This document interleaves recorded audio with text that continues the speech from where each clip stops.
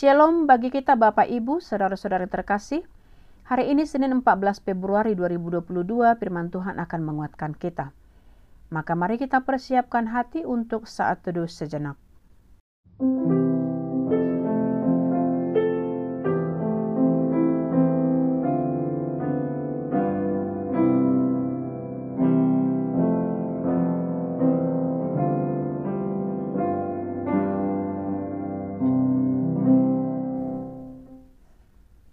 Amin.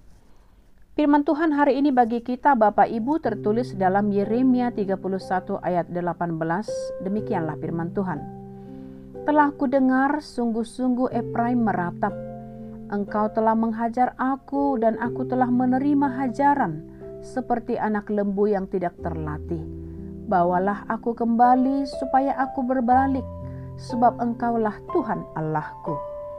Nungatakas hubege Efraim mengedungi songonon, nunga dipicang hoau, jala olo duau pisangon songon anak ni horbona soniajar, sai homa paubahon rohaku, asatung saut muba, ai hodo Jehovah di bataku. Demikian firman Tuhan. Hikmat Tuhan mendewasakan kita menerima didikan. Itulah untuk judul teks kita Bapak Ibu. Didikan sangatlah berguna dan pengetahuan sangatlah berarti untuk kita.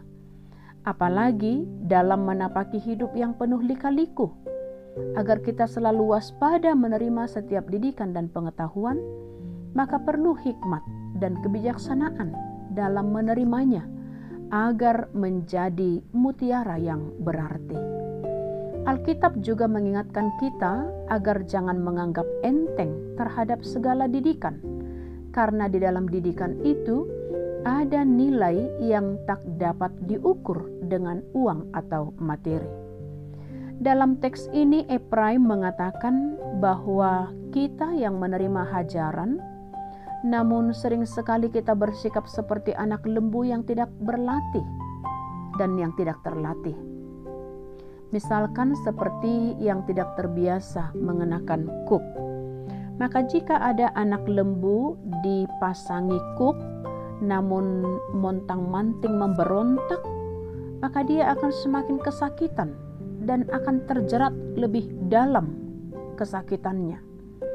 Demikian juga jika kita tidak mengerti akan didikan Tuhan, karena kita juga tidak memiliki pengetahuan akan hajaran itu, pemberontakan sering menjadi penolakan untuk meronta, yang akhirnya membuat kita semakin terpuruk.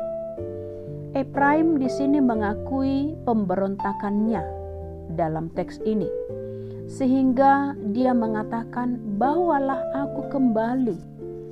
Karena tanpa Tuhan yang mengembalikan dia tidak akan bisa pulih akibat pemberontakan yang dilakukannya. Maka di sini ada doa minta tolong. Dan itu akan menjadi bagian pertunjukan penyesalan yang dilakukan Efraim. Demikian juga yang sering kita lakukan untuk memohon keampunan akan penyesalan dosa yang kita sudah perbuat. Di balik penyesalan dan pertobatan, maka kita akan menemukan penyempurnaan, sukacita dan hidup damai. Demikianlah Efraim yang merasa damai setelah pemulihan dan pertobatan. Hikmatlah yang mendewasakan kita dalam menerima setiap didikan dan pengetahuan. Sehingga dengan hikmat akan ada penyesalan. Maka dari penyesalan itulah pengalaman hidup yang menjadi pelajaran dalam pertimbangan. Untuk itu, menerima didikan tentulah kita harus menerimanya dengan lebih dahulu menerima hikmat Tuhan. Demikian Bapak Ibu, kami mau sampaikan salam sehat, salam sukacita dari kami. Tuhan Yesus memberkati kita semua dalam beraktivitas.